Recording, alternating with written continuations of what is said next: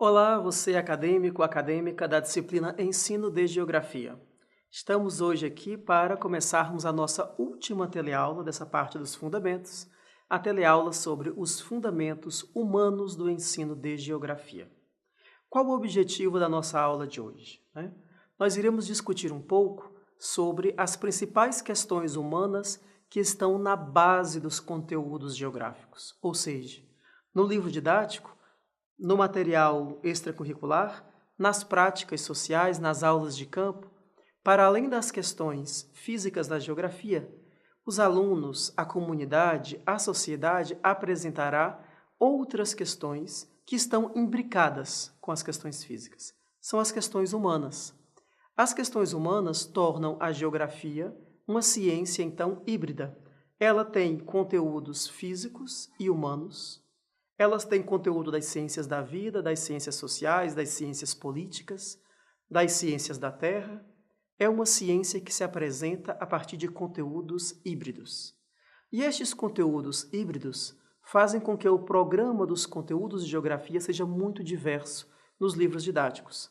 E essa diversidade é uma das maiores riquezas da área, porque nos permite abordar diversos fundamentos da humanidade e da natureza a partir de perspectivas interdisciplinares. Nesta aula, vamos passear um pouco pelas principais bases teóricas, pelos principais conceitos humanos necessários ao entendimento de uma geografia que se pense crítica e ativa no seu ensino. Pensando nestes fundamentos, o primeiro deles é histórico. É preciso compreender a geografia como uma ciência produzida a partir de interações históricas. As principais viradas históricas da geografia, que estão muito presentes no debate educacional, tratam da geografia tradicional, crítica e contemporânea. A geografia tradicional era aquela que tinha por base que o espaço geográfico era algo fechado, era algo rígido, e que suas fronteiras não eram tão facilmente permeáveis por práticas e processos sociais. Nesta geografia mais tradicional, o espaço era estabelecido como uma entidade segura, uma entidade que não estava suficientemente dinamizada com as relações humanas. Esse espaço tradicional tinha na geografia uma influência forte da corrente chamada positivismo, que vocês já estudaram em outros momentos da graduação, em pedagogia ou geografia. A corrente do positivismo, ela instaurava práticas sectárias, ou seja, práticas que separavam os conceitos da realidade. Para tentar dotar-lhes de cientificidade, separava-se então o conceito e a experiência do conceito. Uma crítica a esta geografia tradicional foi fortemente crescente no final do século XIX e, sobretudo, ao longo de todo o século XX, e instaurou uma geografia baseada na crítica aos espaços condicionados por conceitos fechados, por conceitos politicamente não abertos ao diálogo. Esta geografia crítica, então, ela tem uma base, sobretudo, nos estudos de Karl Marx, nos estudos marxistas, e visa o reconhecimento do trabalho como uma categoria fundante na condição geográfica.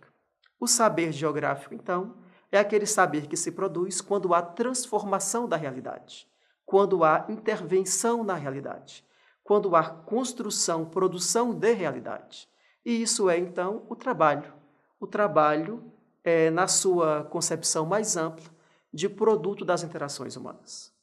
Essa discussão histórica, essa geografia de base mais sólida crítica, ela vem sendo ressignificada em diferentes vertentes no mundo contemporâneo.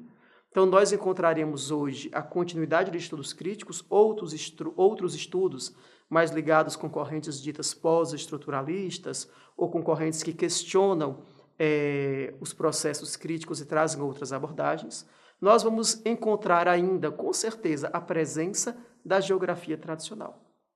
Então, o mundo contemporâneo é aquilo que traz todas as possibilidades. A geografia contemporânea é aquela que vai revelar ainda processos tradicionais existentes nas práticas escolares, que vai revelar processos críticos em construção, em amadurecimento e em diversificação no mundo em que vivemos, e vai também incorporar, aglomerar outras teorias da geografia, ligadas à linguagem, ligadas às discussões da cidade, ligadas a outros processos históricos. Logo, as teorias contemporâneas, elas são teorias da diversidade de leituras sobre a geografia. Mas, para além de reconhecer este caráter histórico, e eu creio que vocês devem lembrar um pouquinho dele nos estudos que fizemos no segundo tópico sobre história e epistemologia da geografia, né? Para além de reconhecê-lo, nós temos que tratar das várias questões que este caráter histórico revela na geografia. Estas questões humanas estão entre uma grande possibilidade de leituras, mas as que se destacam, aquelas que nós imediatamente pensamos, são as questões ligadas a onde vivemos. E onde vivemos passa pela discussão entre espaços rurais e espaços urbanos. Essa discussão ela é muito importante, por quê? Porque você, professor, vai se deparar com equívocos nos livros didáticos, estereótipos acerca do que é o urbano e do que é o rural, e precisará de fundamentos, de leituras interessantes nesta área para que possam dialogar a respeito desses conceitos. Por que será que ocorre a aceleração das redes urbanas no mundo, né? É comum ver em livros didáticos expressões que dizem que o êxodo rural, a saída do campo, é a saída das pessoas em busca de melhores condições de vida. Mas será que é isto mesmo? Será que não existe um silêncio sobre as condições de vida que poderiam ser propiciadas no espaço rural? Será que não existe um silêncio acerca do papel do rural na sociedade? Então, a geografia trata dessas questões urbanas e rurais. Elas serão muito comuns nos livros didáticos, estarão associadas com debates demográficos, estarão associadas com questões sobre realidades econômicas e sociais, porque o crescimento das cidades traz também uma série de consequências sobre a habitação das pessoas, como vivem, como moram. Por isso, as leituras acerca da urbanização neste módulo, elas são indispensáveis para que nós possamos pensar que perfil de mundo está se constituindo e como este perfil vai adentrar nossa sala de aula. Que questões diversas serão apontadas em nossa sala de aula a partir destas questões demográficas. Para além do espaço que nós percebemos ali nas dinâmicas urbanas de nossas cidades ou de nossos estudos no campo, existem grandes geopolíticas ou geografias políticas, né, que estão presentes no discurso geográfico, nas práticas geográficas e nas questões que os alunos trarão à sala de aula, né? Estas práticas políticas estão presentes porque a geografia é uma ciência de cunho político. Ela é uma ciência de cunho político, uma vez que ela trabalha com o exercício do poder. O território é poder. Participar de um território, ter autonomia sobre um território, ter uso de recursos de um território, é um sinal de poder. Então, este tópico nos permitirá fazer pontes bem interessantes sobre relações locais da vida das pessoas e consequências globais, grandes políticas educacionais e suas consequências na vida das pessoas, grandes mudanças no cenário político, no cenário brasileiro, como nós observamos na atualidade, né? E suas consequências na educação, com novos projetos, com novas ideias, trazendo muitas críticas, trazendo muitas inquietações, trazendo muitas relações que mostram que o espaço que nós vivemos não está desligado dos grandes espaços políticos. Os grandes espaços políticos podem exercer opressão sobre o espaço em que vivemos. Os grandes espaços políticos podem construir regras que mudam a territorialidade das nossas vidas. Por isso, se nós pensarmos acerca da realidade política brasileira, nós também estaremos pensando em geografia. Se nós pensarmos acerca da fragilidade da atual democracia brasileira, né, que todo dia vive a criação de novas regras, de novas leis, de novas ideias do que é o país, numa aceleração do debate democrático, nós também estaremos pensando em geografia. Se nós pensarmos na fragilidade dos conteúdos da Constituição e da sua prática para que nós sejamos cidadãos plenos, nós também estaremos pensando em geografia. O atual cenário é, então, muito propício para que o professor de geografia estabeleça um discurso crítico sobre a quem pertence o território. Qual o interesse dos poderosos nos lugares em que vivemos, no nosso consumo, na nossa educação, nos nossos processos sociais, nos nossos direitos trabalhistas. Todo esse é um processo que passa pela geografia. Todo esse é um processo que passa pela necessidade de uma veia crítica da geografia no campo educacional. Também estão esses processos conectados com outras questões centrais para o estudo da geografia, que são as questões culturais, né? Também nós estabelecemos leituras do território a partir da cultura em que vivemos, a partir das tradições históricas e das memórias. Os nossos limites, por exemplo, no Brasil, de uma série de processos democráticos, também estão ligados com uma cultura construída desde a colonização, de subordinação, de aceite de uma série de questões e de desmandos sobre a nossa própria vida, nossa própria organização social. Por isso, as questões culturais, elas são fundamentais, porque elas podem reverter o processo, elas podem tornar o sujeito mais crítico, mais dinâmico e mais ativo no seu saber. Elas são também uma base para que se entenda o poder e o exercício do poder no território. A cultura ainda permite que nós possamos resgatar a memória, porque a memória é algo fantástico. É a marca de todos os que viveram antes de nós, na nossa própria vida e no nosso próprio espaço. Por isso, a geografia cultural é também um conteúdo necessário dentre os fundamentos que nós estamos discutindo neste módulo. Também aí não podemos esquecer de igual impacto estão as questões econômicas, não é? Será que vivemos num mundo com igualdade de condições? Será que vivemos num mundo com igualdade de oportunidades? Para além da diferença, a geografia marca também a desigualdade. A luta pelo território é uma luta entre desiguais. É uma luta entre agentes cujas forças são desproporcionais. É uma luta entre agentes que, apesar da vontade de sujeitos, de micro-realidades, de movimentos sociais, eles têm que enfrentar um embate pelo território, numa luta entre forças desiguais. E esta dimensão é uma dimensão crítica fundamental para a exploração da geografia nas discussões didáticas com nossos alunos, para que eles se reconheçam dentro do mundo econômico em que vivem, pensem nas estratégias utilizadas por macrosistemas ou microsistemas para que a economia exista tal qual como está posta sobre o território em que habita.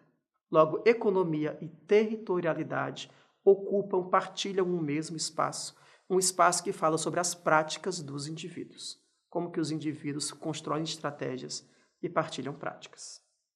Ao trabalhar com o território, um outro fundamento da geografia também é pensar as questões da diversidade. Não há como discutir o território e chegar à conclusão que nós não temos todos os mesmos direitos a ele, né? Que o território está marcado também pelos direitos, pelos poderes do capital, pelos poderes das heranças históricas brasileiras, que o território está marcado também pelos estigmas e preconceitos, né? Então, ao trabalhar com as questões da diversidade no território, é preciso discutir os direitos humanos e a sua espacialidade, é preciso pensar a igualdade de direitos entre homens e mulheres, entre pessoas de diferentes sexualidades, entre pessoas de diferentes práticas religiosas, entre pessoas de diferentes espaços, origens, sotaques, de diferentes sentimentos e percepções do mundo. Logo, os direitos humanos são também um conteúdo de base territorial, porque é um conteúdo que vai nos permitir pensar que estar na montanha ou no litoral não é um aspecto apenas físico. Isso dependerá do que representa a montanha e o litoral naquele lugar. Isso dependerá de que valor está atribuído a estes acidentes geográficos naquele lugar do qual se analisa. Então, a partir desse conjunto de questões humanas, que se somam às questões físicas trabalhadas na aula anterior, eu gostaria que vocês observassem no material alguns pontos fundamentais para o bom estudo e a boa análise do que estamos aqui discutindo. Primeiro é pensar como que esses fundamentos humanos eles podem transcender o conteúdo e buscar práticas sociais, buscar relações com os movimentos sociais, buscar diálogos com a comunidade, buscar práticas da memória, da história, do pertencimento daqueles que estão em nossa sala de aula. Ou seja, o conteúdo científico ser uma provocação a outras possibilidades. Estimular que conteúdos dessa natureza só podem ser atualizados com muita leitura. Então, a literatura é bem-vinda em sala de aula, a poesia é bem-vinda em sala de aula, o cinema é bem-vindo em sala de aula, para que esses conteúdos geográficos falem do território que tem sentido para as pessoas, falem de um território vivo, né? E incorporar, por fim, essas questões ao cotidiano da sala de aula. Não existe uma aula de questões X ou Y, de questões físicas ou humanas separadas, de questões do passado ou do presente separadas. É entender que tempo, espaço, questões físicas e humanas, representações e materialidades coabitam o mesmo espaço de aprendizagem. A observação disto no aluno ainda poderá pensar sobre algumas questões fundamentais, algumas aquisições fundamentais de conteúdos a partir desse processo, né? Dentre essas estratégias está a capacidade do educando em fazer essas mesmas pontes que nós fizemos, em associar as experiências sociais, políticas, econômicas, os direitos humanos com as questões físicas. E perceber que problemas ambientais são também problemas sociais, que problemas sociais são também produtores de problemas ambientais. De compreender que realidades físicas e humanas compõem uma mesma dimensão em interação, né? Serão sugeridas na nossa plataforma algumas atividades com livro didático, no qual estas interações são possíveis e podem ser estendidas à dimensão pedagógica da sala de aula. Eu espero que esses 5 encontros que nós tivemos aqui acerca dos fundamentos da disciplina tenham sido significativos para vocês, de forma que eu tenha conseguido, de alguma maneira, tirá-los do lugar inicial e aproximá-los da necessidade de aquisição desses conteúdos para que nós possamos ter um melhor trabalho em sala de aula. Porque, como diria Paulo Freire, os conteúdos são também libertadores. Os conteúdos são também um exercício de democracia. Ao trabalharmos com os alunos sobre estes conteúdos, nós podemos permitir que eles construam sua própria caminhada de maneira mais emancipada, de uma maneira mais fundamentada, de uma maneira mais próxima de uma autonomia intelectual. Que estes encontros, então, tenham sido uma primeira provocação para nós pensarmos sobre isso. Nos próximos módulos, os módulos aplicados às oficinas, que serão as práticas, nós não utilizaremos a metodologia dos vídeos, nós utilizaremos outras provocações, pois se tratarão de oficinas online. O espaço da plataforma online trará outras possibilidades e outras provocações para que nós continuemos dialogando. Eu agradeço desde já a companhia de vocês nesta caminhada e continuemos em bons estudos. Saudações geográficas a todos e a todas.